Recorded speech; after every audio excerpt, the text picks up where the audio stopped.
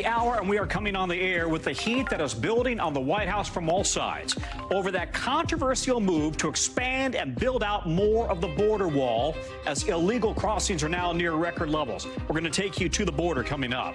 And this, the current and former president now weighing in on the big question on Capitol Hill, who will be the next Speaker of the House? What's next in this chaotic showdown, and what's happening behind closed doors as the candidates meet with fellow Republicans? Plus, no, this is not a replay. Sorry to tell you this. More gusty winds, more heavy rain coming to the northeast. Post-tropical cyclone Philippe is on its way, bringing another weekend washout. We're going to bring you the latest forecast. And then we're going to show you the new body cam video of the arrest of the suspect in the killing of Tupac Shakur. What he had to say to police when they took him into custody might surprise you. And in tonight's original, going mobile in the fight against book bans, we're going on board a wagon that is going across the South, handing out copies of books that have been banned.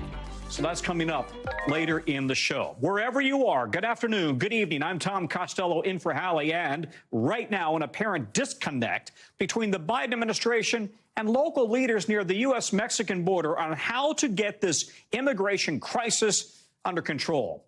One judge, in other words, the leader in the county where the White House plans to extend the border wall in Texas, says his office has not had any communication with the Biden administration on a plan that he doesn't think will help solve anything. So here's his conversation with NBC's Morgan Chesky. All I know is that we're getting anywhere from 17 to 20 miles of border wall built. And do you believe that having any extra amount of wall in Stark County will help curb the surge of migrants? Absolutely not. It's a total waste of money. Well, he's not the only one. Here in Washington, the president's fellow Democrats in the Congressional Hispanic Caucus say the move to waive federal laws to fast-track border wall construction is, quote, disappointing. That pressure is putting President Biden back on the defense today, as he says he had no choice in the matter, even though he would have liked to use the money to deal with other issues at the border. Take a listen. We tried to ask the Congress to consider changing the law to reappropriate, say, don't use it for other purposes. Give me more border agents. Give me more technical capabilities to detect fentanyl and the like. That's what I wanted to do. But Republicans say the president isn't doing enough. They want to see a whole lot more funding for security at the border. This is what the situation looks like right now at the border. Dozens of migrants surrendering to Border Patrol on the Rio Grande.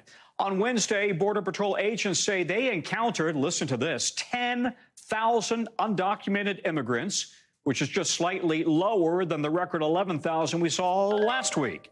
NBC's Morgan Chesky joins me now from McAllen, Texas.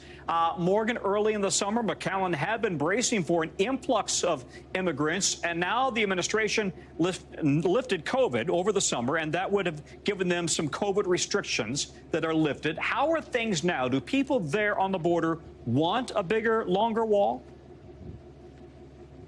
Yeah, Tom, they certainly want a solution to what they're calling an ongoing and deepening migrant crisis. And this really spans the entire Rio Grande Valley. That is where the Homeland Security Department has said that 250,000 migrants have tried to illegally enter over the course of the last year. And we know that from one shelter to the next, they are, if they're not maxed out, they're close to it. We were in McAllen earlier today, Tom, and we were just outside a shelter run by the Catholic Charities. I had a chance to meet Grecia and Rosa. They're from Venezuela and from Ecuador. They made the long journey to cross near the McAllen area just a short time ago. Now they're seeking shelter in McAllen, trying to figure out what comes next.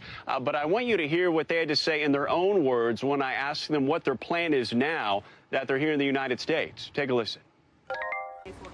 Putting in effort, working, and in the future, going back.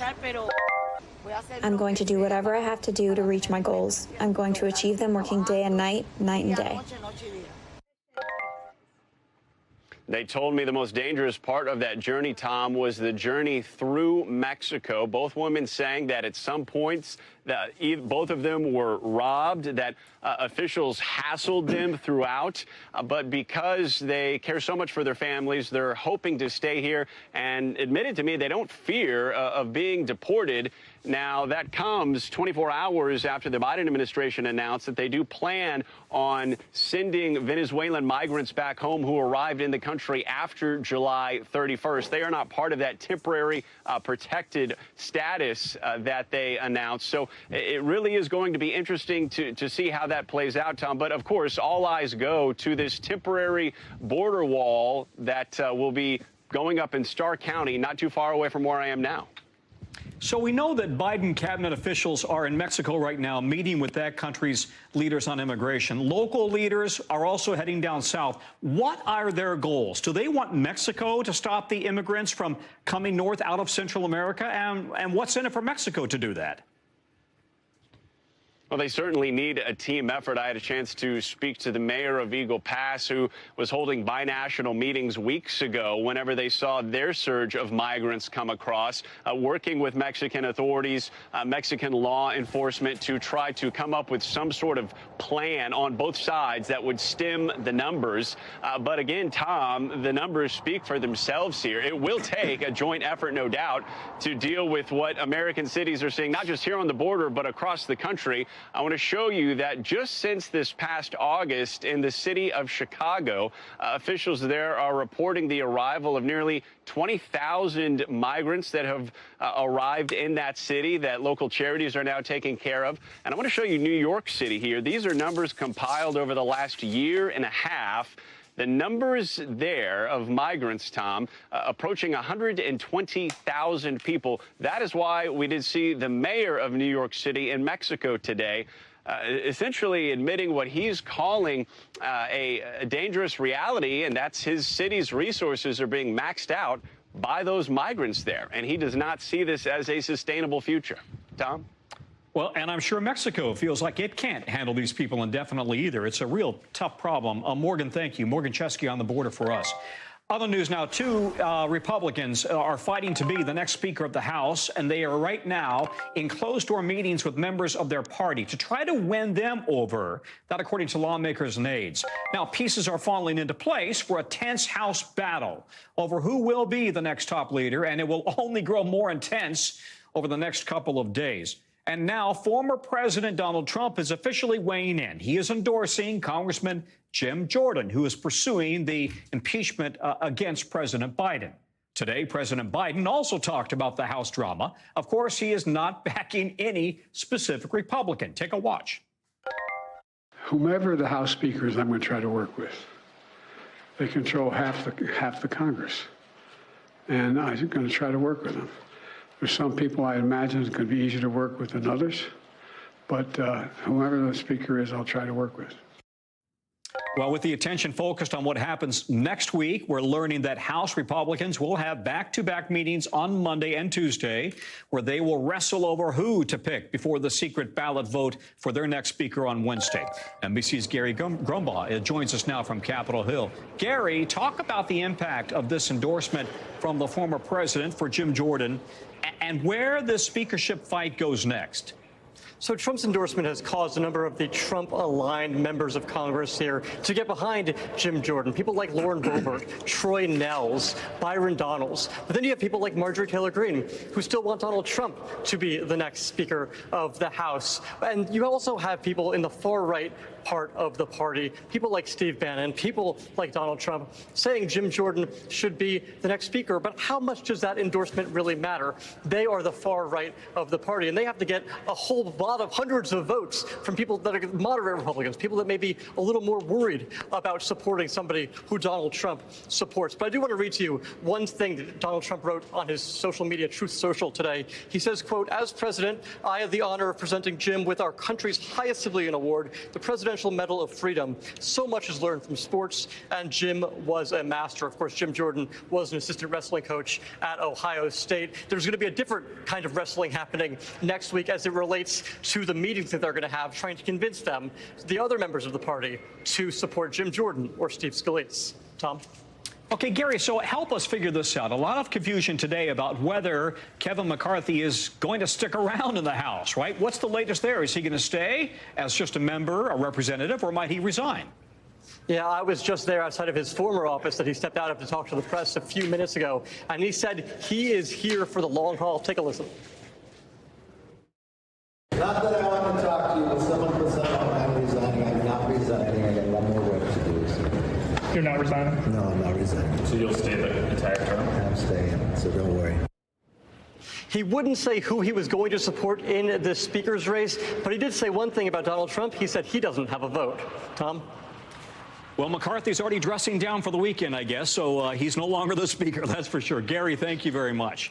All right, to the weather, where today Tropical Storm Philippe was downgraded to a post-tropical cyclone, but is still on course to slam New England this weekend. Folks, there we'll start to see the rain early tomorrow morning as the storm moves in. It comes as a cold front heads for the East Coast, meaning those unseasonably warm temps that many of us have been feeling, they're about to drop rather dramatically.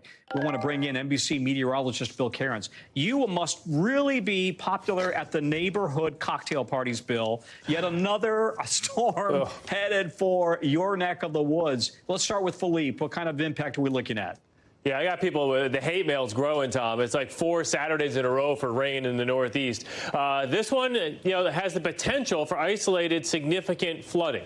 Remember last Friday with the pictures from New York City?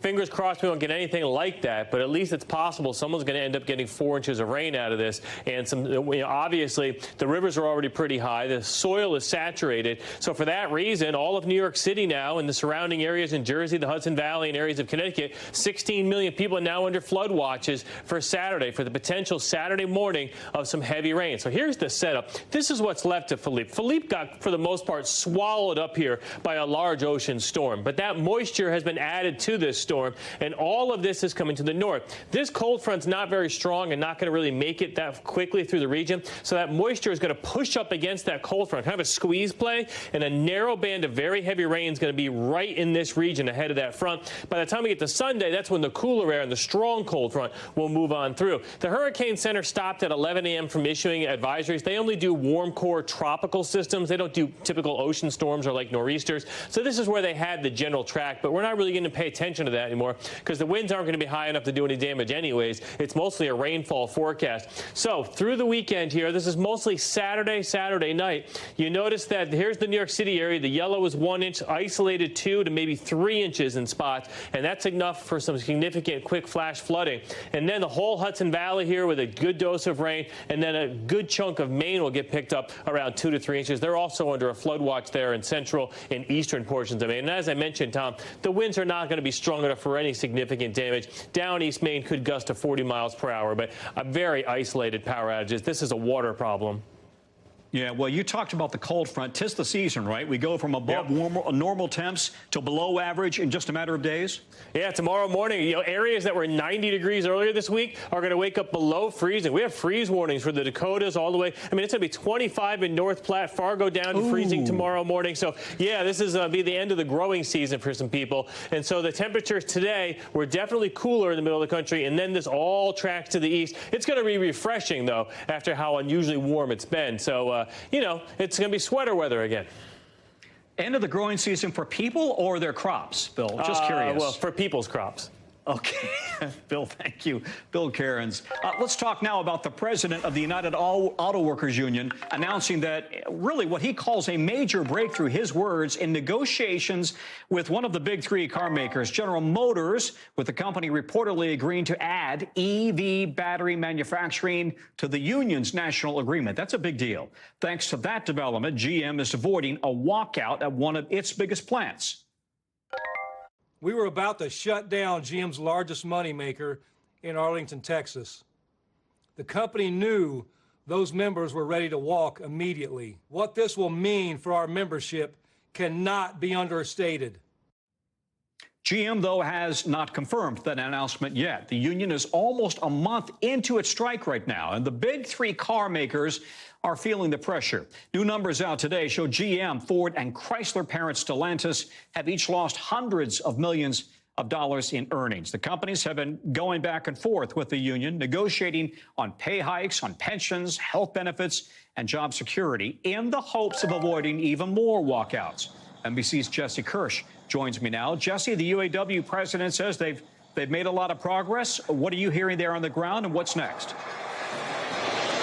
Yeah, and Tom, all those things you listed that have been negotiating topics, something that has been underpinning a lot of this has been the electric vehicle future. And as you just mentioned, this purported news around EV battery manufacturing for GM moving forward would be a huge win for the union and would help with securing the union's leverage in the future, because there's concern about some jobs going away. But if you're picking up jobs for your union membership at these battery facilities, that would, in theory, help you balance things out if you're losing jobs elsewhere. I want to read you this part of the statements we have from GM and Stellantis today. And as you mentioned, GM is not confirming or denying the claim from the union that it has agreed in writing to put battery manufacturing facilities in its national agreement moving forward. GM saying, though, negotiations remain ongoing, and we will continue to work towards finding solutions to address outstanding issues.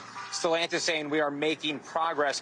There are gaps that still need to be closed. But a positive sign, Tom, is the fact that none of these three companies had the strike expanded against them. That's the first time since the strike began that there hasn't been a week where at least one company, or at least two companies, I should say, have seen the strike expanded against them. First, Ford got a pass, then Stellantis. Both of those times, the union saying those companies had made progress. But this time, all three avoiding the expansion, Tom. Well, let's take a look at this map really quickly here, Jesse, on where these strikes are having the biggest impact. 5 plants and distribution centers in 20 states. It's really affecting both the automakers and, of course, the workers on strike, right? Yeah, this is something that impacts people at these companies, impacts the companies themselves, but also can have a ripple effect even beyond that. We've heard of outside companies that have had layoffs, have had to be planning for the potential for workers to be taking time off because of the ripple effect that is caused by work being shut down at facilities for the big three. And another thing to keep in mind, Tom, at this point, we're still just looking at a fraction of the UAW's total big three workforce that is on strike. So there's still tens of thousands more workers that could potentially be walking off the job if the UAW continues to stretch things out. And because the union doesn't have all of its workers striking at once, its money could be going longer. That could make a strike drag on further. Tom? That's a good point. Jesse, thank you very much. Beautiful day there in Ohio. Thank you, Jesse. A blowout jobs report today, shocking economists and Wall Street, really suggesting employers are hiring still and in a big way. The Labor Department reports, look at this number, 336,000 jobs created in September, nearly double what experts there had expected. The White House celebrating as it looks less and less likely that the economy, that the country is headed for a recession. Take a listen. We have the highest share of working-age Americans in the workforce in 20 years. And it's no accident. It's Bidenomics. We're growing the economy from the middle out, the bottom up, not the top down. All right, but it's not all good news, because these really strong jobs numbers, they could lead the Fed to keep hiking interest rates and maybe even hike them more in this long battle against inflation. NBC News business and data reporter Brian Chung is breaking it all down for us from the big board. So, Brian, first, this looked at first like good news for Main Street, bad news for Wall Street, because maybe the Fed would have to keep hiking rates to cool the jobs market. But then the mood shifted to, well, maybe this is good news all around, right? Inflation is cooling, jobs are strong. What's not to like? Yeah, well, the stock market is up and down, but this morning it was down 1% and then end of the day over 1%. But let me walk you through just why this report had so many people mixed up. As you mentioned, 336,000 jobs added in the month of September. That was about double what economists had expected of 170,000. Unemployment rate at 3.8%, staying the same between August and September, but importantly near over 50-year lows. And one reason why economists got it so wrong is because they underestimated how many jobs were added in leisure and hospitality. hospitality, aka bars and restaurants, adding almost 100,000 in the month. Jobs at the mall before the peak retail season of Black Friday, adding about 20,000 jobs. And even motion picture sound recording, it netted a loss of over 6,000. But we have to remember the survey period during this report was before we saw some resolutions in Hollywood over some of those strikes. So that number could flip in the next month. So people were looking at this and saying, well, I thought the Federal Reserve's interest rate hikes would have slowed the economy at this point. Maybe they have to boost rates higher, which could be bad for stocks. But look, what the Fed really wants to see is not necessarily anything that has to do with the overall payrolls number, but the keys on inflation. And we get that from average hourly earnings growth. How much more did people get paid in September of this year compared to September of last year? That number, 4.2%. That's a slower pace than the 4.3% we saw in August. But more importantly, Tom, this is above the rate of inflation of 3.7%. So your wages are going up higher than the prices at the store are going up. And that's the important thing for American families. Ever so slightly. And guess what? Gas prices are starting to come down. So maybe there's more hope on the horizon. All right, Brian, thank you very much. Brian Chung. All right, to Ukraine now, with Russia launching yet another missile attack on civilians today, killing a 10-year-old boy and his grandmother. It comes after one of the deadliest days of the war in months, when 51 people were killed in the same region. Meanwhile, the UK now says it has intelligence that Russia is trying to target civilian cargo ships carrying grain in the Black Sea by laying mines, with plans to pin the attacks on Ukraine. NBC News foreign correspondent Raf Sanchez joins me now. Raf, the potential ramp up in the Black Sea, that's where all the grain we hear about is exported from Ukraine through the Black Sea. It helps feed people all over the world. Explain more about what this potential strategy is all about. What's the impact? Well, Tom, the impact could be devastating. As you said, countries all around the world depend on grain from Ukraine, especially poorer countries in Africa. Ukraine sometimes referred to as the breadbasket of Europe because it's one of the world's major grain exporters. We have already seen food prices spike worldwide as a result of the war in Ukraine. And if one of these attacks on a civilian cargo ship were to go ahead, you can absolutely guarantee those food prices would spike even further. That is worldwide pain we're talking about. But the allegation from the British is that the Russians do not care, that they are so determined to strangle the Ukrainian economy that they are prepared to carry out an attack as brazen as this. Something, Tom, we should say could be a war crime. Now, the Russians have not responded to this declassified intelligence from the UK, but this is just one more thing for the Ukrainians to worry about on top of that wave of deadly airstrikes that you talked about. But, Tom, also concerns about what's going on in Washington, where the Ukrainians are very concerned about Congress cutting off aid to their country in the middle of this war. As you know, that 45-day continuing resolution to keep the American government open does not include further military aid for Ukraine. Tom? Yeah, it's such a good point.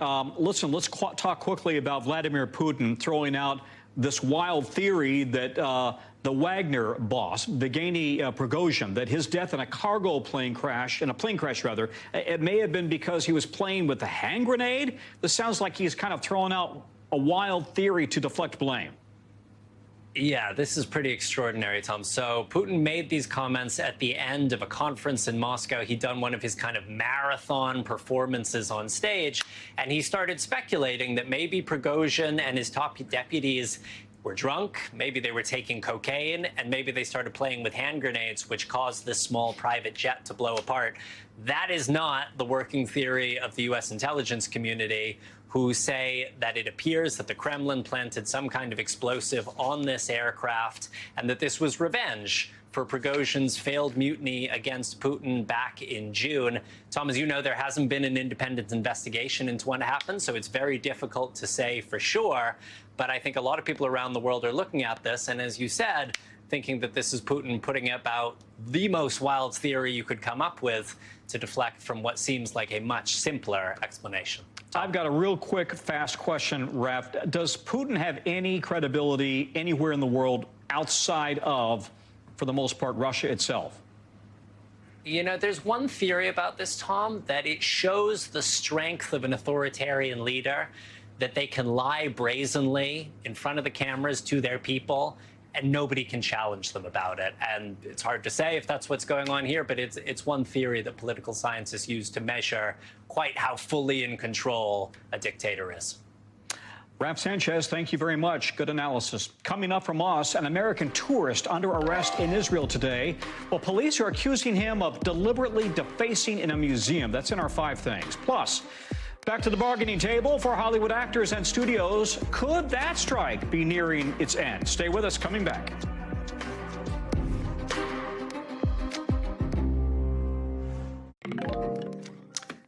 We're back, and today, 2 of the fake 2020 Michigan presidential electors failed to get their case dismissed in the first major hearing since charges were filed. Now, you can see the 2 of them in court right here today. They are among 16 defendants who face several charges, including forgery and conspiracy to commit election forgery. They allegedly met in December 2020 in the basement of the state's Republican Party headquarters, where prosecutors allege they signed certificates stating they were the state's electors. Not true. It was part of the alleged scheme to overturn the 2020 presidential election by creating slates of electors pledged to former President Trump in states that he actually had lost. President Biden won Michigan by just under 3%. We want to bring in NBC's Shaquille Brewster, who's in Lansing, Michigan. Shaq, one of the defendant's lawyers ended up withdrawing the motion to dismiss, and the other, I understand the judge simply denied it, right? What was the argument there?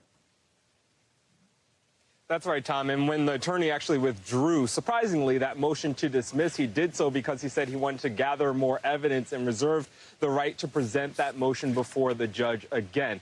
The argument that you're hearing from these attorneys is essentially that the comments made by the state attorney general were inappropriate. Last month, while she was speaking to a liberal group on a virtual conference, so to speak, she said that these fake electors were brainwashed, that they genuinely believed that Donald Trump won the election. The point that the defense attorneys are making is that if that's true, then that they believe that undercuts the arguments that the state is making. In these 8 felony counts that each of these fake electors are facing, they're facing charges of forgery, which requires an intent to commit fraud. Listen to a little bit of my conversation with one of the attorneys here about why he believes that comment is going to be so crucial.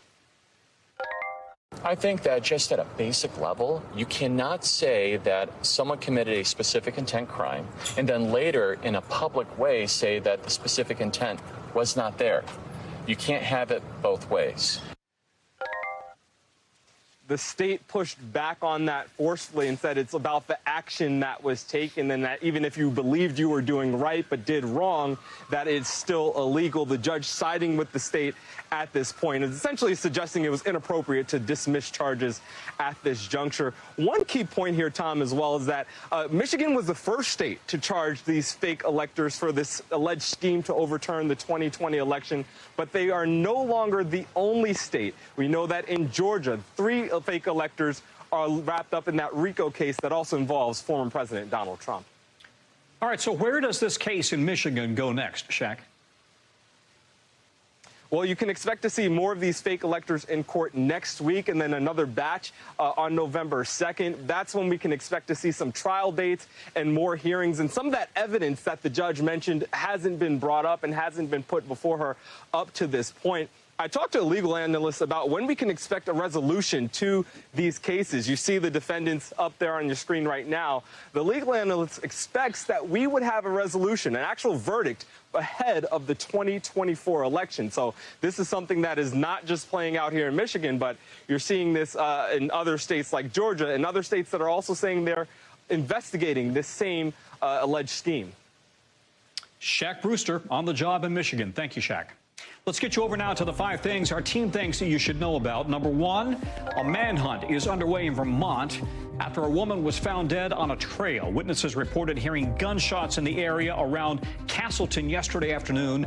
Police have released a description of the suspect, but are asking really everybody in the area to review security camera footage. Number 2, singer Jason Derulo is denying allegations that he sexually harassed a woman. He calls the claims, quote, completely false and hurtful. A lawsuit filed yesterday alleges he offered the woman a record deal, but he later took it back after she turned down his sexual advances. She also alleges he showed aggressive behavior. Number 3, an American tourist has been arrested after smashing statues at a museum in Jerusalem. Israeli police say the suspect told them he damaged the works because they were, quote, adulterous, and contrary to the Torah. Now, the man's lawyer claims his client suffers from a mental health condition that makes people think they are historical figures from the Bible. He's now undergoing a psychiatric evaluation. Number 4, giddy up, Croc lovers. Take a look at the company's new cowboy boots. They include Western-inspired stitching and a spur charm. I need that. Crocs say these are one of the most widely requested designs ever. You can grab a pair later this month, $120. Yeehaw. Number 5, Drake says he's taking a break from the music industry because of stomach problems.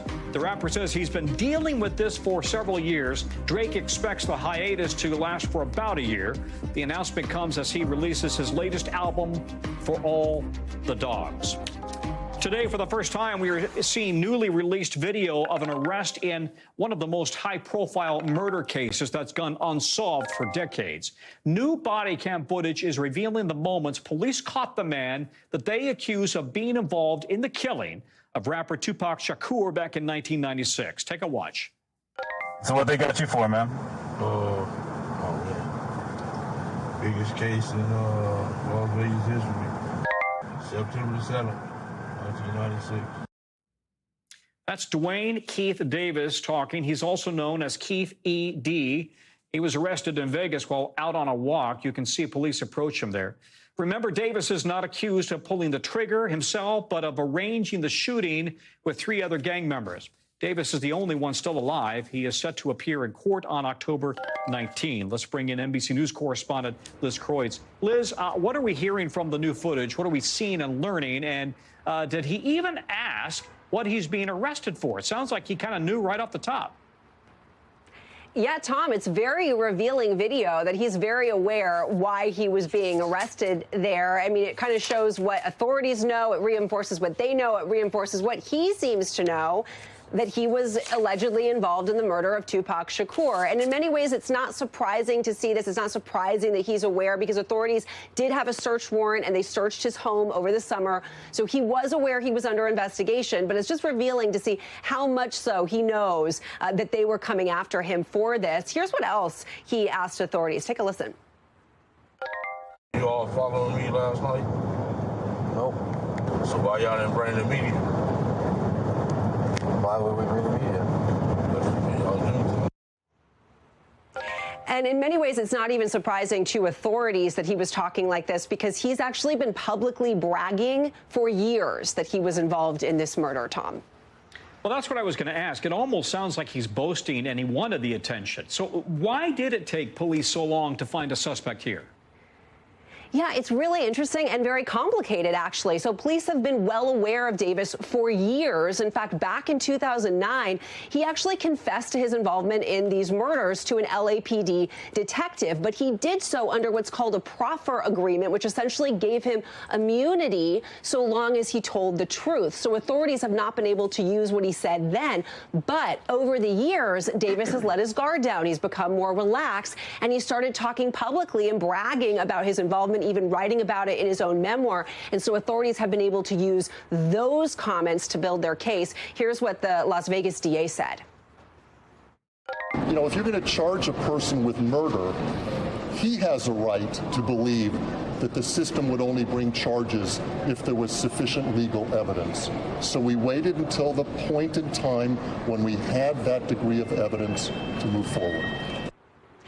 So they literally used his own words, Tom, to build this indictment and make this case. Interesting. Liz, thank you very much.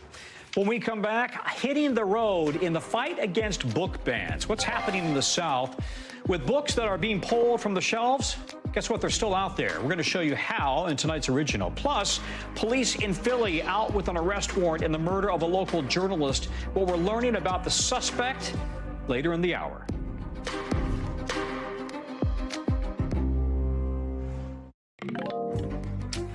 Now, we want to bring you today's original with in-depth reporting on a topic that we've been trying to keep an eye on. Today is the last day of Banned Books Week, which since 1982 has been bringing together people from all over the literary community speaking out against attempts to suppress the free expression of ideas. But this year, it's getting more than a little extra attention as the number of books challenged and restricted from schools and libraries really has taken off, skyrocketed. So now a banned book truck is fighting back by road tripping across the South, handing out copies of books that have been banned. NBC's Noah Pransky has more. The bandwagon, get it, the banned book wagon, is on a mission this week, providing pushback where the list of banned books is growing. People have been walking up, driving by, waving, clapping, giving thumbs up. This day's stop, Nashville, Tennessee, where state lawmakers and conservative groups like Moms for Liberty are trying to remove hundreds of titles from schools and public library shelves. The bandwagon pulls up to hand out some of those very same titles. The biggest issue is the books that tend to get challenged or banned are by and about communities that are marginalized. Joelle Herr owns a local bookstore here that's hosting the wagon, which is organized by publisher Penguin Random House and a handful of nonprofits. Banned books is one of our top priorities, sort of educating the public about the dangers of censorship. You might recognize some of the books banned in various parts of the country. They include critically acclaimed works like The Kite Runner and Maya Angelou's I Know Why the Caged Bird Sings. Hello, let's read banned books, right? You want the rainbow? Yeah, I got you. Ooh. The day, not only a call to action, but also a celebration of free speech. I'm a musician, but I'm also a writer, and I love books. My friends got some other books we're all going to exchange. A lawmaker stopped by. We're banning books, but we're not banning things like assault weapons, which are actually a danger to our youth. And even a pastor. When we restrict people's options, we're living out of fear and not faith. Not pictured on this day? The lawmakers and groups behind the push to ban certain books. They say many of the titles in question push sexual or mature content. There's been books that's been put in our libraries that are obscene in nature and certainly not age appropriate for our children. Moms for Liberty telling NBC News, clearly if these books are being purchased and offered from this wagon, then they are not banned. If books are too inappropriate to be shown on national television, then they should not be offered to children in their government-funded public schools. The American Library Association has tracked a rapid rise in book bans the last few years, with a record 1,200 attempts logged in 2022. And this year's on pace to set another record. Here in Nashville, with another day's work in the books, the bandwagon hits the road en route to the next hot spot in a culture war that seems to have many more chapters to come. So NBC's Noah Pransky joins us now. Noah, talk to us about what exactly it means when one of these books is banned, because you could still buy it on Amazon, right? Yeah, so in most cases, these are happening at the local level, a little less so at the state level. So your local library or your local schools, the book will be removed from the shelves, maybe warehoused somewhere. You still can buy these books on Amazon. You can buy them in bookstores. You can buy them in a lot of places. But the point here is access. For kids under 18 or for even adults who are lower income, if the books aren't in the libraries and they aren't in the schools, it is much harder to get access to them. So that is why these groups, the nonprofits, Penguin Random House, and the people behind the book bandwagon, they're doing their thing and they're sharing these messages all across the country. You know, looking at your video, I didn't realize they banned the color purple. Yeah, there's a lot of controversial books. You know, the groups that are defending this have said if you read some of the titles, you'll understand why. But of course, there's also plenty of them that raise some question marks. Yeah. Noah, thank you very much. NBC News covers hundreds of stories each day, and because it's tough to read, you can't read, watch, listen to all of it, so our bureau teams have done it for you and for me. This is what they tell us is going down in their regions. The segment is called The Local. From our Northeast Bureau, police in Philadelphia have identified a suspect in the killing of a local advocate and a journalist. An arrest warrant has been issued for Robert Edmund Davis, They believe he was an acquaintance of Josh Kruger, who was shot and killed in his home on Monday. Davis is considered armed and dangerous. A $20,000 reward now being offered for information leading to his arrest. From our Western Bureau, a renewed search is underway for a hiker missing in Colorado's National Rocky Mountain National Park for more than a week now. The last time anybody heard from Chad Polwatch was a text message on September 27th. Snow and ice at higher elevations in Colorado have impacted search efforts already. We're told the 49-year-old was, in fact, an experienced trail runner. From our Southern Bureau, an unusual break-in on a boat. Look at this week in Naples. You can see here a black bear climbed aboard a docked catamaran. The scene left everybody a little stunned. Wildlife authorities were called to get a handle on the situation.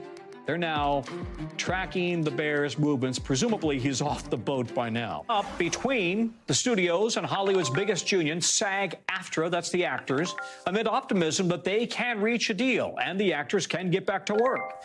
Now, the strike has been ongoing for about 3 months, and we're learning more about just how hard the entertainment industry has actually been hit. Listen to this. It's lost 7,000 more jobs in September. That, according to the jobs report that we told you about at the top of the show, for a total of 45,000 jobs lost since May, when the writers went on strike. And of course, that strike is now over. A whole bunch of shows like SNL are starting back up. Now, the actors and the studios said that they plan to negotiate today, work internally over the weekend, and then they would resume talks on Monday. We bring in now NBC's Dana Griffin, who's following this closely for us. You know, Dana, you and I talked an hour ago. I think it's so true. We're not talking necessarily about super rich, superstar Hollywood actors. More people are just literally getting by day, trying to make ends meet. These are the actors who are really struggling right now, right? They have bit parts, and they go from audition to audition. You're absolutely right, Tom, and that's why you saw a lot of A-list celebrities joining the picket lines in solidarity, because they know that this isn't for them necessarily. They're making the big bucks, but it's the other actors and actresses who are taking on 2 to 3 jobs just to make ends meet, and that's why they feel like the strike is so important. So we've learned that so far talks are proceeding calmly, and earlier this week, SAG-AFTRA met with top media executives, according to the LA Times, for the first time, including Walt Disney's Bob Iger, Netflix's Todd Sarandos, David Zaslav with Warner Brothers Discovery, and NBC Universal's Donna Langley. NBC Universal is the parent company of NBC News. Actors have been on strike now for 85 days, and many of them want the same sticking points as the writers. They're demanding higher wages, better royalties for streaming shows, and protections around the use of artificial intelligence. And that writers' deal that they're going to be voting on through Monday could partially serve as a framework for actors as they continue negotiations. Tom? Boy, that's critical right there, that they could hopefully use that agreement as a template. But this is kind of interesting here. Actors right now, we have talk shows starting up, but the actors can't chat about their project that they're a part of because the strike is still ongoing, right? Exactly. So they're going to have to get very creative. They can talk about other business ventures, books, or even their personal life, but they cannot promote any television or movies that they've worked on with those major studios and streaming platforms. For example, Matthew McConaughey was the first guest on The Tonight Show starring Jimmy Fallon on Monday. And in that case, he promoted his recently released children's book. And even Jimmy Fallon joked with him about, you know, his favorite one-liner, all right, all right, all right. He asked him, is he even allowed to say that? And he said, oh, yeah, I can say that. So people are going to be making sure that they're not crossing that line, not promoting something that they're not supposed to. And in this case, he was able to go on that show and be successful promoting his book. Dana Griffin, thank you very much. Interesting to watch. Coming up after the break, new insights into those cold and flu symptoms that sometimes take forever to go away. The questions being raised by a new study. Stay with us. All right, I have a vested interest in this next story as I drink my water, and I'm about a month post-COVID myself. We're finding out more today about other sicknesses besides COVID that can cause symptoms that last months or even years afterwards. This, according to a new study published today from researchers in the UK, and they found evidence of a long cold syndrome that can last long after their first infection with a lot of common respiratory viruses, including the common cold and flu. It's still not clear, though, why some people develop long-lasting symptoms after their initial infections. NBC News medical contributor Dr. Natalie Azar joins us now. Dr. Azar, some of the symptoms of long COVID and long colds can kind of overlap, right? So how do you know what people are suffering from and how to prevent or treat these long-term symptoms? Well, that is the holy grail, Tom. And I think I've also heard you speak, and maybe I'm mistaken, but I do believe that you have a friend or someone who's suffering from long COVID. You've mentioned in the past. Sick for for those of us for 4 years now, Natalie. Sick for 4 years now. Yeah. Exactly. Exactly. And so I think it's really important for viewers to understand that there's a distinction between symptoms that might linger even beyond 4 weeks post-infection, which by definition you need to have in order to be considered for a diagnosis of long COVID, and sort of, again, like lingering symptoms. What they found in this study for the long cold was a persistent cough or some belly pain or some diarrhea is very, very different from individuals who have long COVID and really fulfill criteria for something that we call MECFS or chronic fatigue syndrome more colloquially, with persistent fatigue and memory problems and exercise intolerance, dysautonomia, things like that affect their heart rate, blood pressure, and really disable people. And I really want to re-emphasize that a post-viral syndrome is not new. It just so happens that because millions of people were infected with COVID and now have developed long COVID, that we're finally talking about it, and there's more of a discourse around this, and hopefully that will lead to treatments. As I mentioned, the holy grail, we don't know what predisposes somebody to develop long post-viral syndromes. And if we don't know what causes it exactly, it's very, very difficult and challenging to treat, as I'm sure you are aware of, Tom. Yeah, it's been just really challenging for him. Now, what do we know about vaccines and boosters, and if getting them makes you any more or less likely to have symptoms of long COVID or long flu or long cold? Right.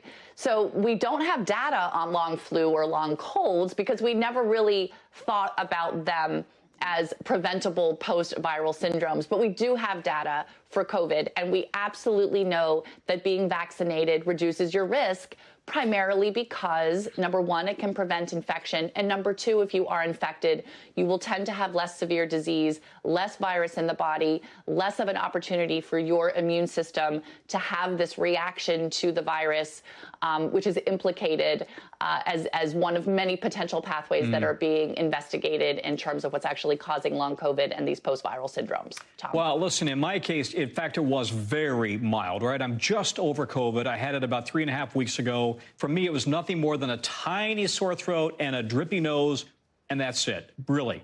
And then a lingering cough. That's about it. So, yeah, but I'm boosted, I'm vaxxed. Good. Hey, thank you very much, Natalie. We appreciate it. Good expertise. You bet.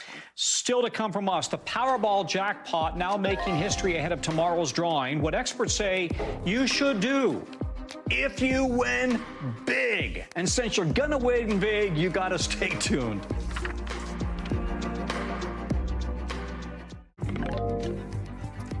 Okay, are you playing? Tonight, the jackpot for tomorrow's Powerball drawing has soared to a whopping $1.4 billion. Would they be after nobody won Wednesday's drawing? And that makes this prize an historic one. It is the third largest jackpot in Powerball history, the fifth largest lottery jackpot ever in the United States. NBC's Kathy Park is at a store where people are snatching up the tickets, hoping that they may be the lucky winner tomorrow. Did you buy some yourself, Kathy? Oh, you betcha, Tom. Here are my winning tickets, hopefully, right? So here I am in Flushing, New York, United Fashion and Gift Shop. And I am told that this is a pretty lucky store. Not only can you buy some shoes, as you can see over here, you can buy Powerball tickets, lottery tickets. In fact, on Wednesday, Tom, listen to this. There was a winner. They matched all 5 numbers, not the Powerball number. So they won $1 million. So obviously there is a lot of buzz around this store. Just take a look at how many winners they have had.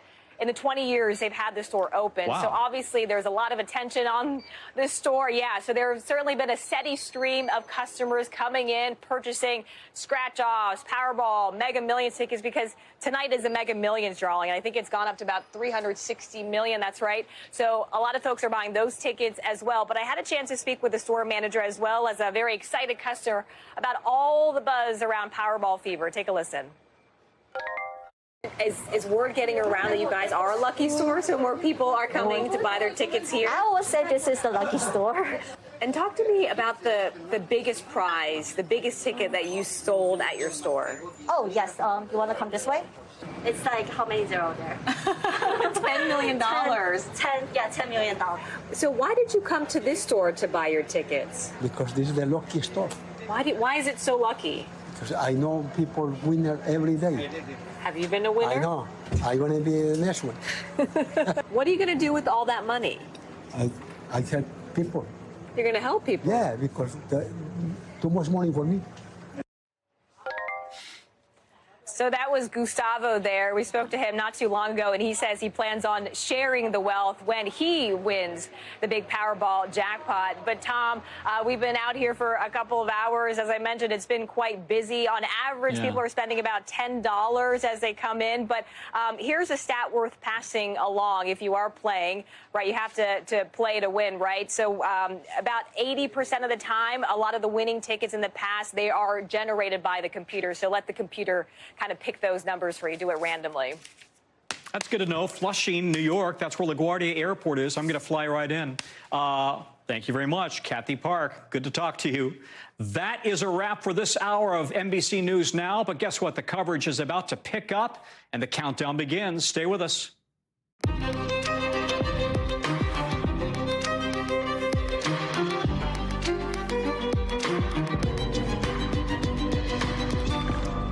Top of the hour. Again, funny how that happens. We're coming on the air with the heat that is, in fact, building on the White House from all sides over this controversial new move to expand more of the border wall as illegal crossings are approaching record levels. And this, the current and former presidents are now weighing in on the big question everybody on Capitol Hill is talking about. Who will be the next Speaker of the House? What's next in this rather chaotic showdown, and what's happening behind closed doors as the candidates meet with fellow Republicans? Plus, and this is big, the better than expected jobs numbers that we're getting today. Why isn't it all good news? It's mostly good news, but there is this one little catch, what it means for you. And then the major breakthrough that we're just learning about and that massive auto workers strike doesn't mean the strike could be at an end anytime soon. And then we're going to show you the new body cam video of the arrest of the suspect tied to the killing of Tupac Shakur. What he said to police when they took him in. Was he boasting? That's coming up later in the show. Good afternoon if you're in the West. Good evening if you're here in the East. I'm Tom Costello in for Hallie. And tonight, an apparent disconnect between the Biden administration and local leaders near that U.S.-Mexican border on how to get the immigration crisis under control. One Texas judge, keep in mind they run the counties, in the county where the White House plans to extend the border wall, says his office has not had any communication with the administration on a plan that the judge doesn't think will help solve much of anything. Here's his conversation with NBC's Morgan Chesky. All I know is that we're getting anywhere from 17 to 20 miles of border wall built. And do you believe that having any extra amount of wall in Stark County will help curb the surge of migrants? Absolutely not. It's a total waste of money. Well, he's not the only one saying that. Here in Washington, the president's fellow Democrats don't feel like this was the right move either, and they're calling it disappointing. Pressure like that is putting President Biden back on the defense today, as he says he had no other choice in the matter. Take a listen. We tried to ask the Congress to consider changing the law to reappropriate. Say, don't use it for other purposes. Give me more border agents. Give me more technical capabilities to detect fentanyl and the like. That's what I wanted to do. All right. Well, meanwhile, Republicans say the president is not doing enough. They want to see a whole lot more funding for security at the border. And this is what the situation at the border looks like right now. Take a look. Dozens of migrants surrendering to Border Patrol agents on the Rio Grande. On Wednesday, Border Patrol agents say they encountered 10,000 undocumented immigrants, which is just slightly lower than the 11,000 we saw last week. That was a record. NBC's Kelly O'Donnell at the White House. Kelly, the president said today the decision to extend the border wall is about laws that prevent the money from being used for anything else. But yesterday, Homeland Security Secretary Mayorkas said that it was about the influx of migrants at the border. Talk about the two, really the different framings here and why they're doing this now. Well, what the president is referring to is that under law, if Congress appropriates money in a very specific way, and in this case, what was then a Republican Congress, determined that this money could only be used for border barriers, could not be used for things like more border agents or some of the technology that might, drones and things that might help to observe the circumstances, only border wall. And so what the law also says is that you cannot settle a dispute that is a policy issue. The Biden administration doesn't want more border wall. Congress voted and passed border funding for a wall. You can't resolve that policy dispute by not spending the money. So that's what the president means by asking Congress to change it. Congress would not change it. Therefore, at the end of the fiscal year, and we all know we were almost in that trouble with a potential government shutdown. We just had the end of the fiscal year, September 30th, October 1st. So the money had to be allocated for this purpose because that's what the law requires. Changing the law is a possibility. You could have the Biden administration try to persuade Congress. But as we have seen, Tom, for many years, anything that has to do with immigration runs up against a fight between differing views of how this should be dealt with. So that's the why now and why it can't change. Secretary Mayorkas, of course, is also reflecting what we're seeing about a surge of migrants who've been coming and a lot of dispute about how this should be handled. There are communities that are sanctuary cities that don't want to take more migrants. Some in the communities there are trying to do the best they can, and a lot of division between the parties. But did the president have more latitude here? Apparently, under the law, no. And you can't sue to stop it without grounds to sue, say White House officials. And so because Congress legally appropriated this money for border wall, that's what it must be spent on. And the deadline was the fiscal year. Tom? Well, that really clarifies things. Kelly, thank you. Now, we know that the Biden administration is going to start back up the deportation flights for Venezuelan migrants. What else is the administration doing to monitor the ongoing situation at the border? And is that really what it comes down to, monitoring? In some ways it does, and it also, there's a diplomatic piece where we've seen that officials have been visiting in Mexico trying to talk about some of the patterns of migration, what could be done. This administration refers to that as some of the root causes and some of the seasonal and economic factors that relate to why people are coming forward. Those flights that go back to Venezuela, that is about setting a date where those who have what is known as temporary protected status have the ability to remain in the United States. Those that don't qualify under that program can be lawfully returned to Venezuela, and that's what the administration intends to do here. That is not a new function. But the fact that now Venezuela is willing to take those flights has opened those doors. Complex, difficult, at times heart-wrenching problems when it comes to immigration. No easy answers. Tom? You know, my first journalism job was on the border 30-something years ago, and we were talking about the same issues, and they've only gotten more difficult. Kelly, thank you very much. Kelly O'Donnell at the White House. Tonight, two of the Republicans fighting to be the next Speaker of the House are in closed-door meetings with members of their party to try to win them over. That, according to lawmakers and aides.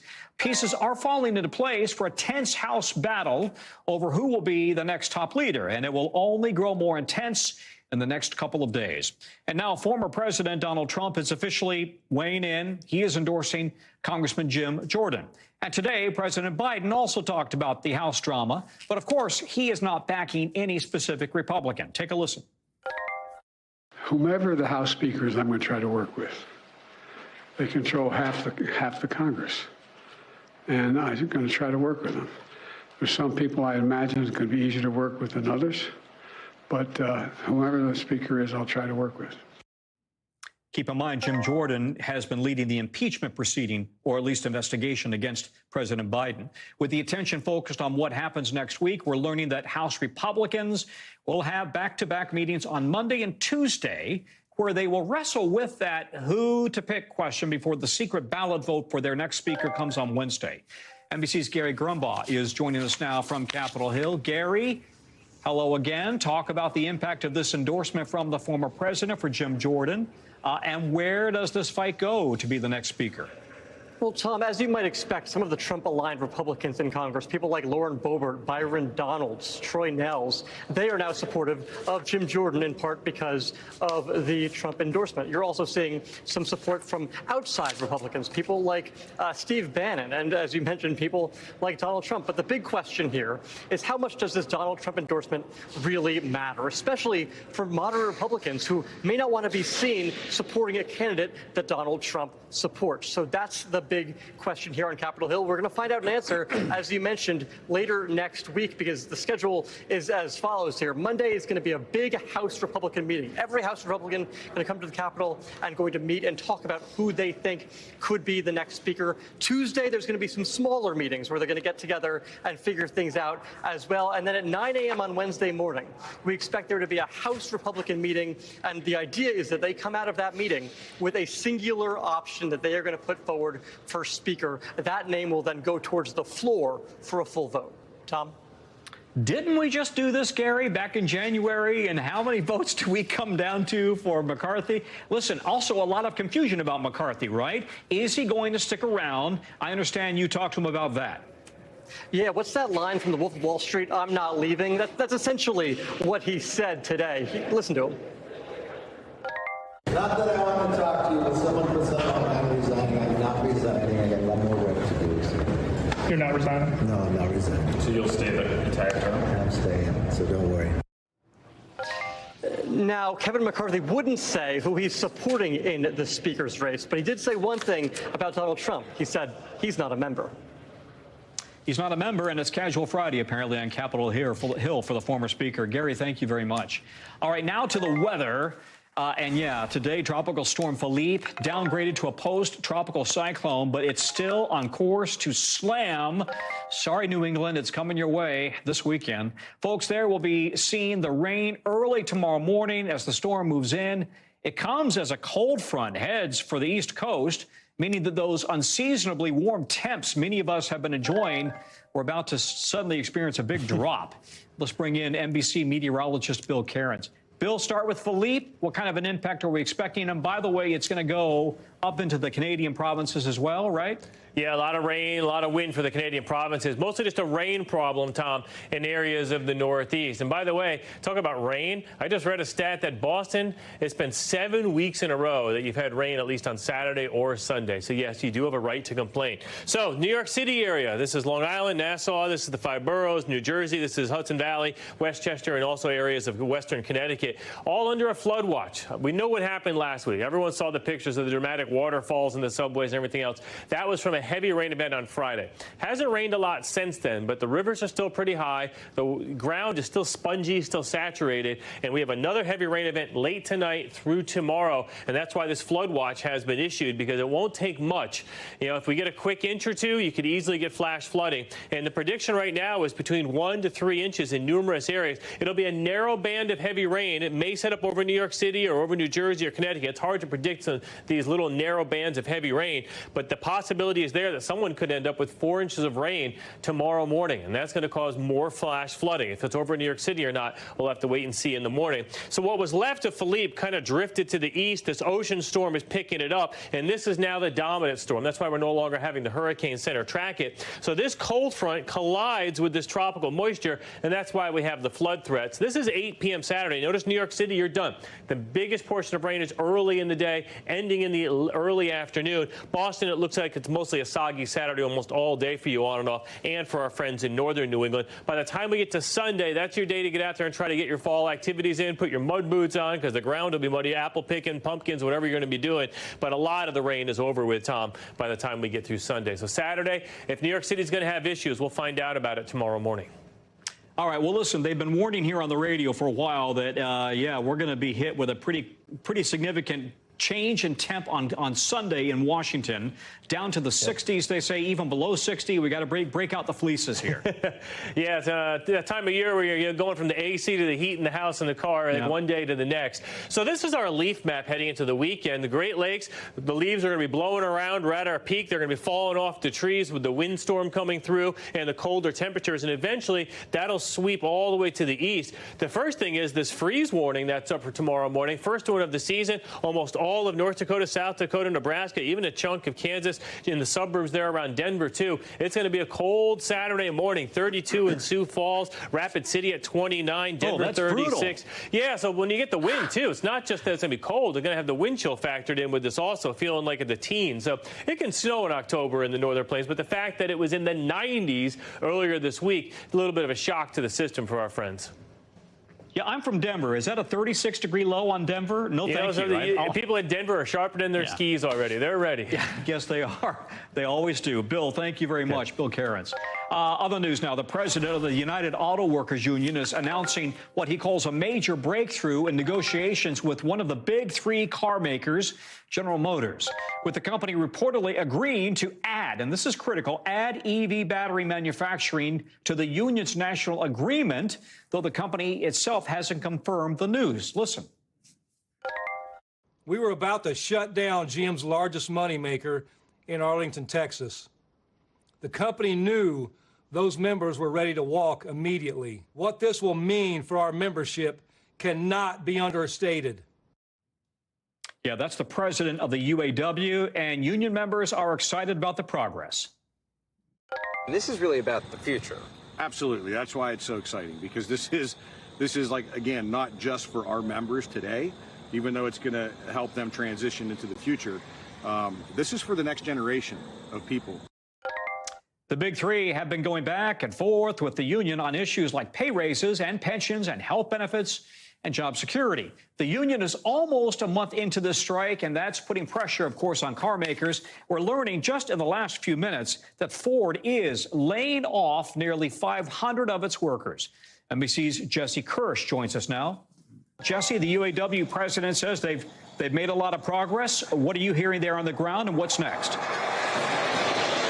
Yeah, and Tom, all those things you listed that have been negotiating topics, something that has been underpinning a lot of this has been the electric vehicle future. And as you just mentioned, this purported news around EV battery manufacturing for GM moving forward would be a huge win for the union and would help with securing the union's leverage in the future, because there's concern about some jobs going away. But if you're picking up jobs for your union membership at these battery facilities, that would, in theory, help you balance things out if you're losing jobs elsewhere. I'll read you this part of the statements we have from GM and Stellantis today. And as you mentioned, GM is not confirming or denying the claim from the union that it has agreed in writing to put battery manufacturing facilities in its national agreement moving forward. GM saying, though, negotiations remain ongoing, and we will continue to work towards finding solutions to address outstanding issues.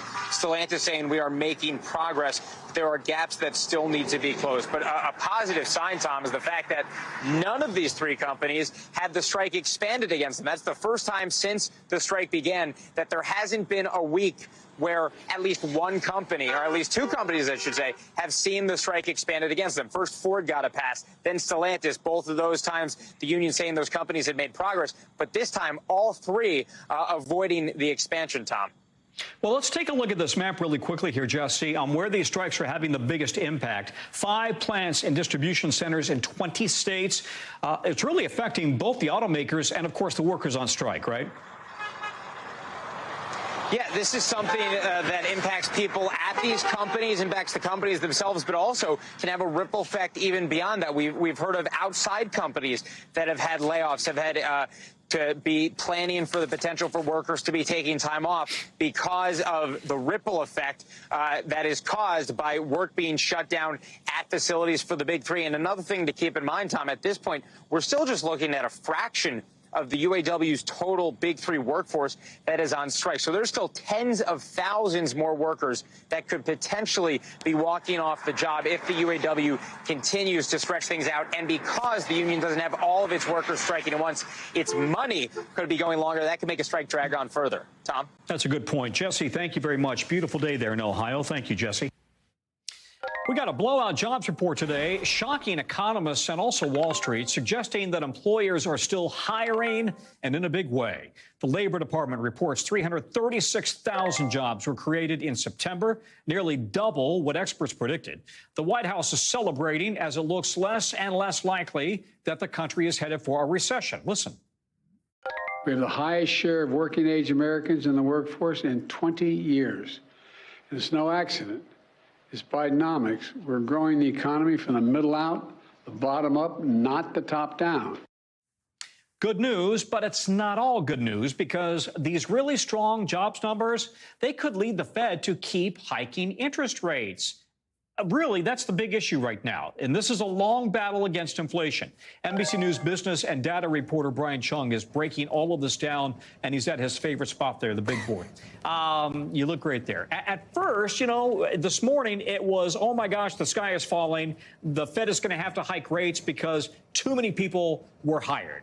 And then Wall Street started saying, well, wait a minute. Inflation is not that big of a problem right now. You got a lot of people hired. Isn't that good news? It's like a Goldilocks economy, Brian. Yeah, well, I mean, that's the thing where it's good news, could be bad news for the stock market, but we need to acknowledge that good news is good news for the average American family. Absolutely. So let me walk you through the numbers here. 336,000 jobs added in the month of September. That's a faster pace than the 227,000 we saw in the month of August, which, by the way, the government revised this up by 40,000 compared to the first read. And unemployment at 3.8%, still near over 50-year lows. So where did the economists get it so wrong? Because they estimated only 170,000 jobs added in the month. Well, they didn't really factor in the steam that we're seeing at bars and restaurants, which added almost 100,000 jobs in the month. Retail jobs at the mall adding about 20,000. Even the contraction in motion picture. Well, this survey was done before we saw some of the Hollywood strikes resolve. So this number is likely even to flip into the positive likely in the next month. So overall, the picture is good for people looking for jobs. So why is their head scratching? Well, because of the Federal Reserve.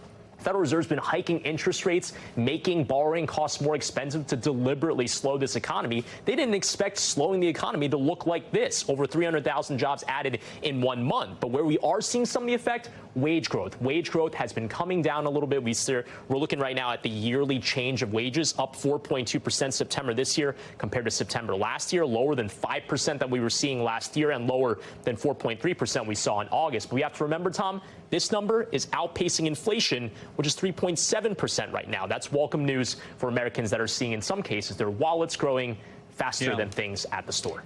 Yeah, it just continues to confound experts. How is this possible? We've had such a steep increase in interest rates. We've now got mortgages on a 30-year fixed averaging 7.85%. Are you kidding me? And yet, we've got such strong jobs numbers. So we can have, apparently, an environment where people keep their jobs despite high unemployment and inflation is starting to trend down. Yeah, the question is whether or not the shoe's going to drop at some point, because economists are saying it's going to happen at some point. But again, we're a year and a half into a Federal Reserve that's hiked as aggressively as it hasn't done in many decades, and we're not seeing that impact on the labor market, at least just yet. But you know, Brian, economists have forecasted 10 of the last 2 recessions, so it's a that's a good point. It's always a battle. Brian Chung, thank you very much. We could geek out on the numbers. Thanks, Brian. You know, NBC News has new details now, exclusively learning that the White House could soon officially declare a coup in Niger, 2 months after chaos broke out there and the government was overthrown. That, according to 3 administration officials familiar with the planning. Why does it matter? Well, it could impact the U.S.'s counterterrorism efforts in Africa. Courtney Cuby has more from the Pentagon. More than 2 months after members of Niger's military overthrew the government there, the Biden administration is close to declaring the situation there a military coup, according to senior administration officials who are familiar with the planning. Now, on July 26th, members of Niger's military leadership, led by the head of the Presidential Guard Services, General Chiani, took the president, Mohamed Bazoum, hostage in his own residence. He's been held there ever since, along with members of his family. Well, since then, the U.S. military and the State Department have cut off some funding and some services for Niger. Specifically, the military has stopped their training program. They're partnering with the Nigerian military. That stopped right after the military junta took over the government there. The State Department has also paused hundreds of millions of dollars in funding. But when the U.S. declares this a coup or designated it a coup, it triggers a law known as Section 7008. Now, that will cut off, by law, more funding and more assistance, potentially hundreds of millions of dollars in additional funding for Niger. It will also mean that the U.S. military cannot restart their training program working with the Nigerian military as long as it is under a military coup leadership. Now, some humanitarian and health assistance programs and money will continue to flow, but much of it will be cut off once this designation goes into effect. Now, this is really critical for the U.S. military because Niger right now is at a crossroads. There are a number of different terror networks that have been converging on what's known as the tri-border area, where Burkina Faso, Mali, and Niger all converge. In that area across those borders, particularly ISIS fighters have been able to move across. Because of how critical that area is, the U.S. military has been partnering with the Nigerian military for years, and they have been seen as a real critical member of the counter-terror mission there in that region, a real strong partner to the U.S. military. The U.S., in fact, has been partnering specifically with the Nigerian Special Forces and has 3 bases right now in Niger, about 1,100 U.S. troops, and a number of drones that are there doing intelligence and surveillance missions. They had been supporting the Nigerian military. Right now, the drones are still flying, but it's really more flying over areas where there is still U.S. military. Now, the officials say it's not clear exactly what will happen to all the U.S. military presence and some of the diplomatic presence that's still there in the country. They're working out those details, but we do expect the announcement that the U.S. is declaring this a coup in the coming week or so. Tom? Courtney Cubie, thank you very much. Still ahead from us, a new fallout from that massive cyber attack on MGM Resorts, just how much the mess cost the entertainment giant to clean it all up. Plus, a horrific accident in Mexico, what we're learning about a bus crash that has killed more than a dozen people. Stay with us. We're back, and today 2 of the fake 2020 Michigan presidential electors failed to get their cases dismissed in the first major hearing since charges were filed. You can see the 2 of them here in court today. They're among 16 defendants who face several charges, including forgery and conspiracy to commit election forgery. They allegedly met in December 2020 in the basement of the state's Republican Party headquarters, where prosecutors allege they signed certificates stating that they were the state's electors, which is not true. It was part of the alleged scheme to overturn the 2020 presidential election by creating slates of fake electors who were pledged to former President Trump in the states he lost. President Biden won Michigan by just under 3%. We go now to NBC's Shaquille Brewster out in Lansing, Michigan. Shaq, one of the defendant's lawyers ended up withdrawing the motion to dismiss, and the other, I understand the judge simply denied it, right? What was the argument there? That's right, Tom. And when the attorney actually withdrew, surprisingly, that motion to dismiss, he did so because he said he wanted to gather more evidence and reserve the right to present that motion before the judge again. The argument that you're hearing from these attorneys is essentially that the comments made by the state attorney general were inappropriate. Last month, while she was speaking to a liberal group on a virtual conference, so to speak, she said that these fake electors were brainwashed, that they genuinely believed that Donald Trump won the election. The point that the defense attorneys are making is that if that's true, then that they believe that undercuts the arguments that the state is making. In these 8 felony counts that each of these fake electors are facing, they're facing charges of forgery, which requires an intent to commit fraud. Listen to a little bit of my conversation with one of the attorneys here about why he believes that comment is going to be so crucial. I think that just at a basic level, you cannot say that someone committed a specific intent crime and then later in a public way say that the specific intent was not there. You can't have it both ways.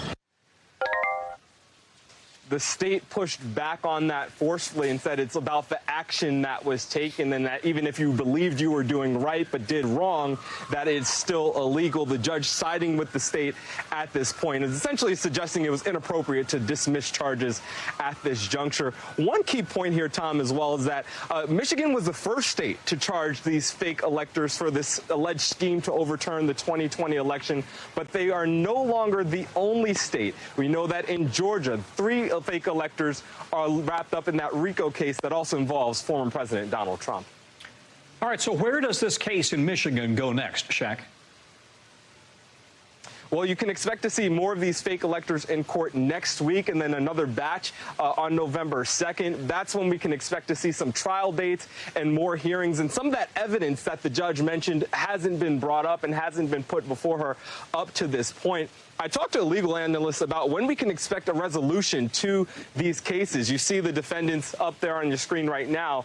The legal analyst expects that we would have a resolution, an actual verdict, ahead of the 2024 election. So this is something that is not just playing out here in Michigan, but you're seeing this in other states like Georgia and other states that are also saying they're investigating this same alleged scheme. Shaq Brewster on the job in Michigan. Thank you, Shaq. Let's get you over now to the 5 things that our team thinks you should know about tonight. Number 1, Baltimore police say 4 of the 5 victims in the Morgan State University shooting are now out of the hospital today. They say 1 is still there, but in stable condition. And we also now know that there were 2 shooters at the scene. Police are offering a $9,000 reward for any information leading to the arrest of the suspects. Number 2, the New Jersey Attorney General's office is looking into how police handled the deadly 2018 car crash involving Senator Robert Menendez's soon-to-be wife. Nadine Menendez, then she was Nadine Arsalanian, was driving when she hit a person walking across the street. That man died, but she was found not at fault. Menendez's lawyer saying today they're confident that any reopening into the accident will confirm that conclusion. Number 3, MGM Resorts says it lost about $100 million after that major cyber attack last month. Some hotel customers could not use their key cards. Employees were locked out of their emails. Slot machines were closed. The CEO says he believes the attack is now contained and a majority of their systems are back online.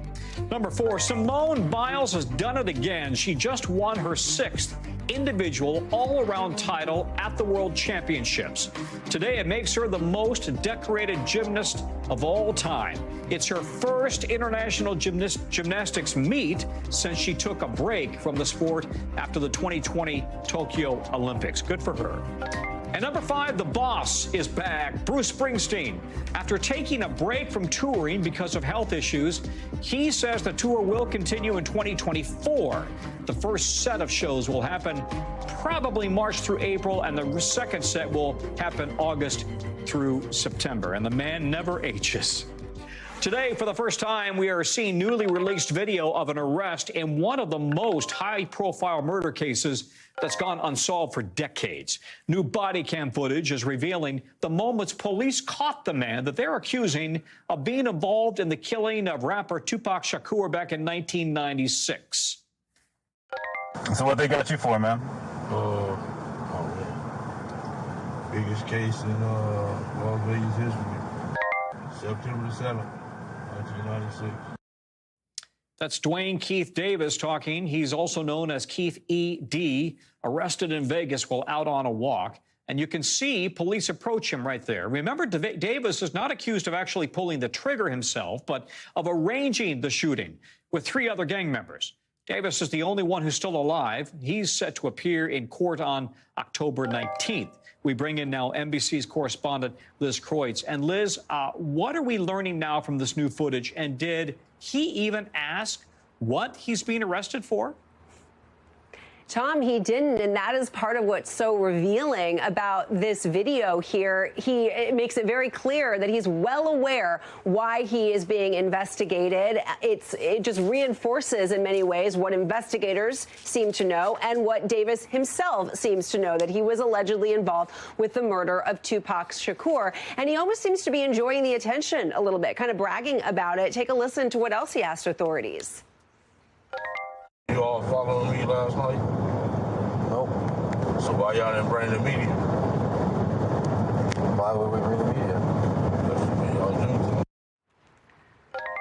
And in many ways, this isn't a surprise. Authorities had a search warrant and searched his home over the summer, so he did know that they were investigating him. And also, for authorities, it's not surprising that he seems to know, because he himself, Davis, has been bragging and talking about his involvement in this murder for years, Tom. You know, he almost sounds disappointed that they didn't bring the media along, like he wanted the attention. But why did it take police so long to find the suspect here? Yeah, it's a really fascinating case, and police have been well aware of Davis for years. In fact, in 2009, he confessed to his involvement in this murder to an LAPD detective, but he did so under what's called a proffer agreement, which essentially gave him immunity to speak so long as he told the truth. So authorities haven't been able to use those comments, but over the years, he did kind of get relaxed. He let his guard down. Maybe he liked the attention a little bit, and he started talking publicly about his involvement. He even wrote about it in his own memoir. Police have been able to use those comments to build their case. Here's what the Las Vegas DA said. You know, if you're going to charge a person with murder, he has a right to believe that the system would only bring charges if there was sufficient legal evidence. So we waited until the point in time when we had that degree of evidence to move forward.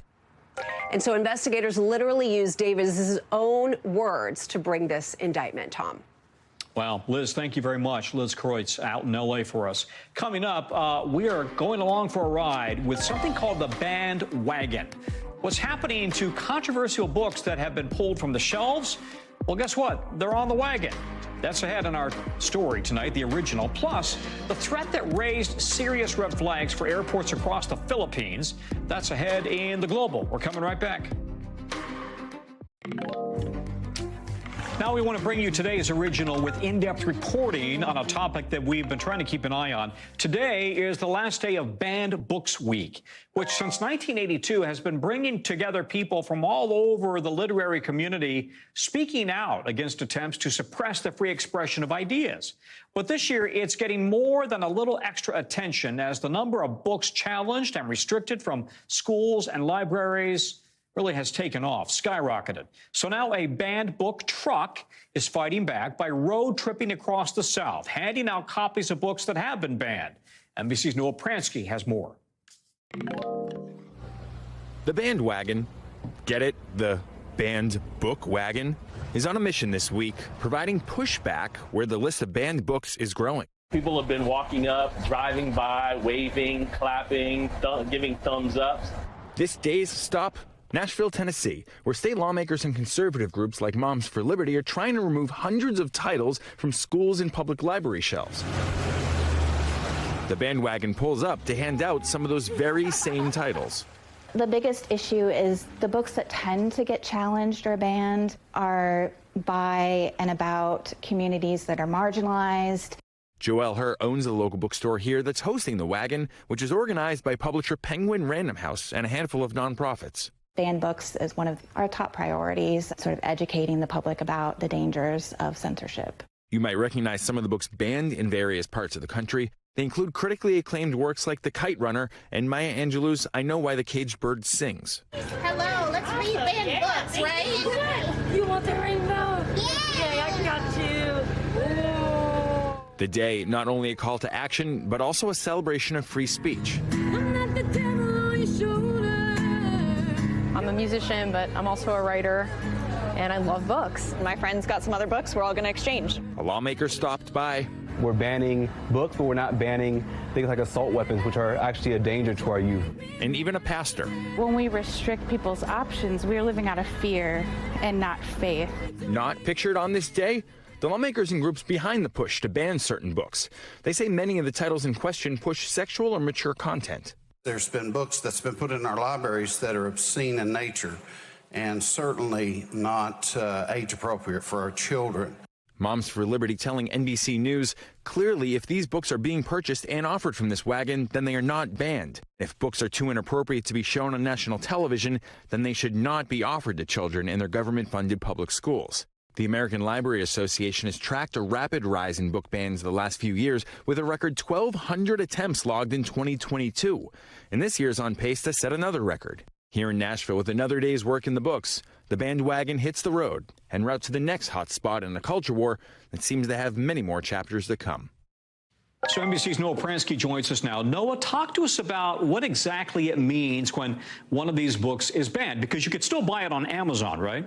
Yeah, so in most cases, these are happening at the local level, a little less so at the state level. So your local library or your local schools, the book will be removed from the shelves, maybe warehoused somewhere.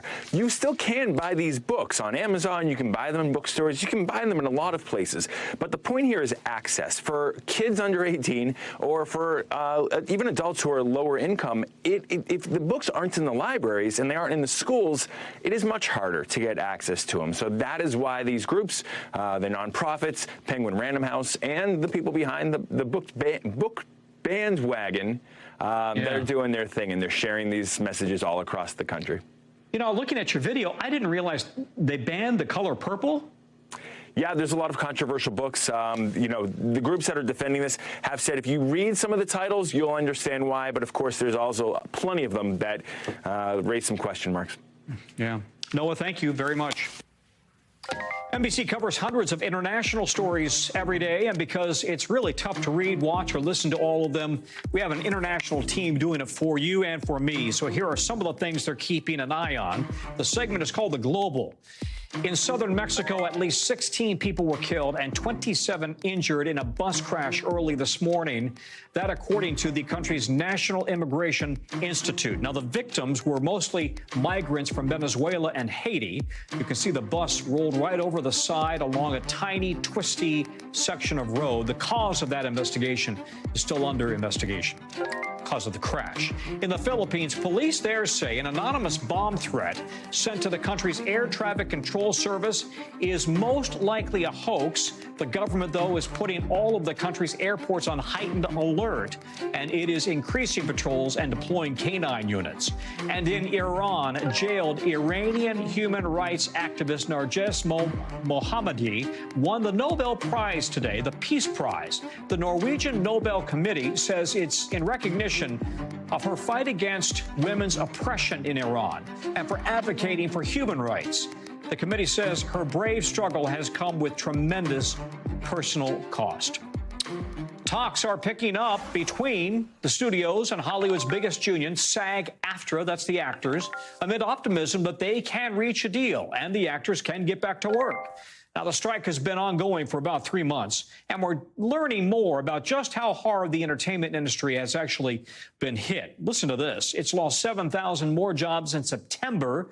That according to the jobs report that we told you about at the top of the show, for a total of 45,000 jobs lost since May, when the writers went on strike. And of course, that strike is now over. A whole bunch of shows like SNL are starting back up. Now, the actors and the studios said that they plan to negotiate today, work internally over the weekend, and then they would resume talks on Monday. We bring in now NBC's Dana Griffin, who's following this closely for us. You know, Dana, you and I talked an hour ago. I think it's so true. We're not talking necessarily about super rich, superstar Hollywood actors. More people are just literally getting by day, trying to make ends meet. These are the actors who are really struggling right now, right? They have bit parts, and they go from audition to audition. You're absolutely right, Tom, and that's why you saw a lot of A-list celebrities joining the picket lines in solidarity, because they know that this isn't for them necessarily. They're making the big bucks, but it's the other actors and actresses who are taking on 2 to 3 jobs just to make ends meet, and that's why they feel like the strike is so important. So we've learned that so far talks are proceeding calmly, and earlier this week, SAG-AFTRA met with top media executives, according to the LA Times, for the first time, including Walt Disney's Bob Iger, Netflix's Todd Sarandos, David Zaslav with Warner Brothers Discovery, and NBC Universal's Donna Langley. NBC Universal is the parent company of NBC News.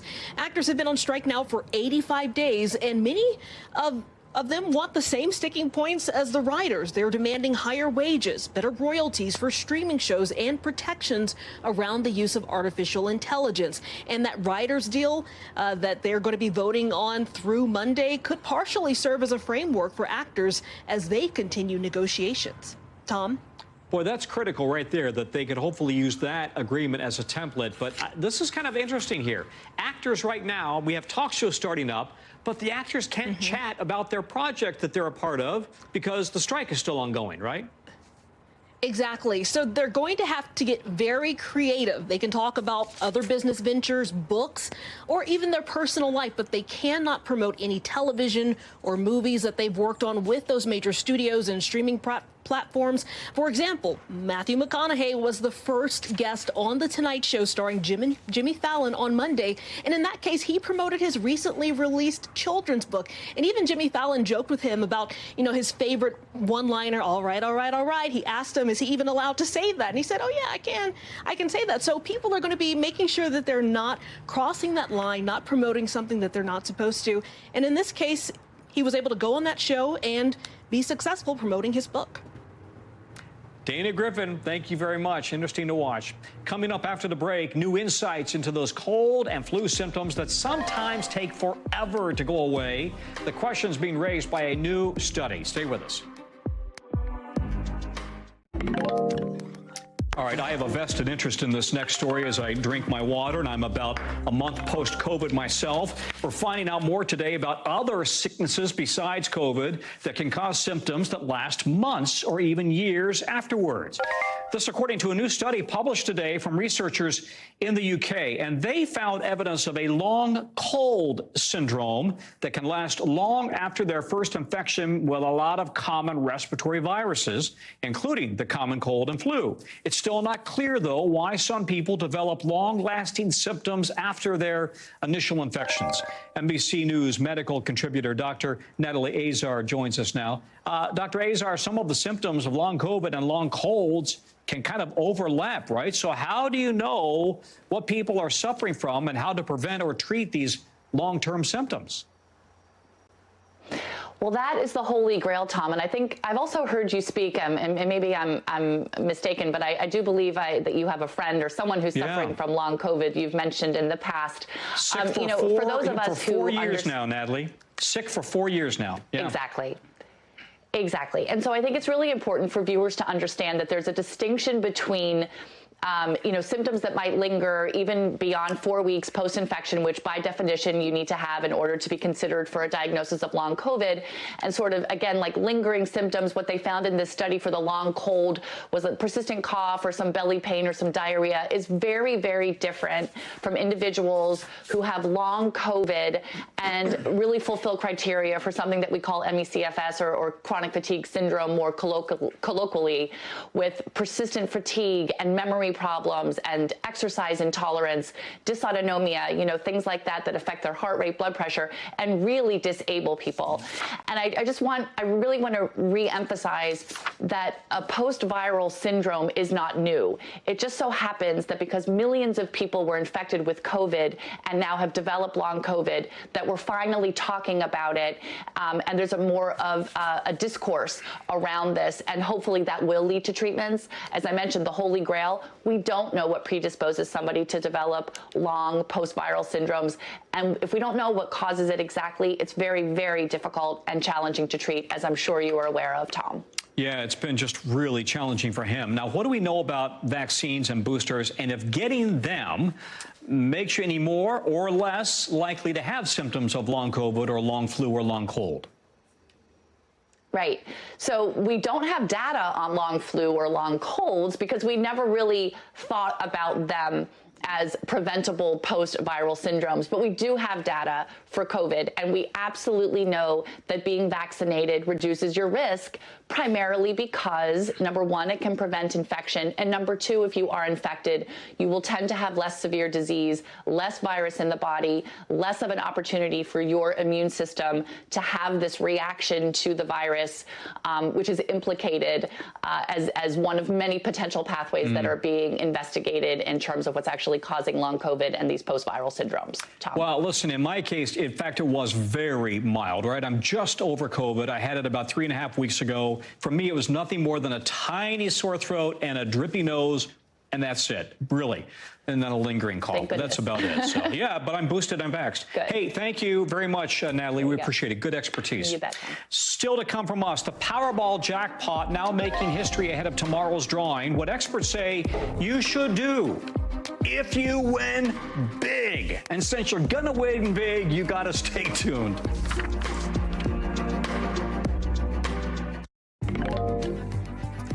Okay, are you playing? Tonight, the jackpot for tomorrow's Powerball drawing has soared to a whopping $1.4 billion. Would they be after nobody won Wednesday's drawing? And that makes this prize an historic one. It is the third largest jackpot in Powerball history, the fifth largest lottery jackpot ever in the United States. NBC's Kathy Park is at a store where people are snatching up the tickets, hoping that they may be the lucky winner tomorrow. Did you buy some yourself, Kathy? Oh, you betcha, Tom. Here are my winning tickets, hopefully, right? So here I am in Flushing, New York, United Fashion and Gift Shop. And I am told that this is a pretty lucky store. Not only can you buy some shoes, as you can see over here, you can buy Powerball tickets, lottery tickets. In fact, on Wednesday, Tom, listen to this. There was a winner. They matched all 5 numbers, not the Powerball number. So they won $1 million. So obviously there is a lot of buzz around this store. Just take a look at how many winners they have had in the 20 years they've had this store open. Wow. So obviously there's a lot of attention on this store. Yeah, so there's certainly been a steady stream of customers coming in, purchasing scratch-offs, Powerball, Mega Millions tickets, because tonight is a Mega Millions drawing, and I think it's gone up to about 360 million. That's right. So a lot of folks are buying those tickets as well. But I had a chance to speak with the store manager as well as a very excited customer about all the buzz around Powerball fever. Take a listen. Is word getting around that you guys are a lucky store, so more people are coming to buy their tickets here? I always say this is a lucky store. And talk to me about the biggest prize, the biggest ticket that you sold at your store. Oh, yes. You want to come this way? It's like, how many zero there? $10 million. $10 million. So why did you come to this store to buy your tickets? Because this is the lucky store. Why is it so lucky? Because I know people winner every day. Have you been a winner? I know. I'm going to be the next one. What are you going to do with all that money? I help people. You're going to help people? Yeah, because too much money for me. So that was Gustavo there. We spoke to him not too long ago, and he says he plans on sharing the wealth when he wins the big Powerball jackpot. But, Tom, we've been out here for a couple of hours. As I mentioned, it's been quite busy. On average, people are spending about $10 as they come in. But here's a stat worth passing along if you are playing, right? You have to play to win, right? So about 80% of the time, a lot of the winning tickets in the past, they are generated by the computer. So let the computer kind of pick those numbers for you. Do it randomly. That's good to know. Flushing, New York. That's where LaGuardia Airport is. I'm going to fly right in. Thank you very much, Kathy Park. Good to talk to you. That is a wrap for this hour of NBC News Now. But guess what? The coverage is about to pick up, and the countdown begins. Stay with us. Thanks for watching. Stay updated about breaking news and top stories on the NBC News app or follow us on social media.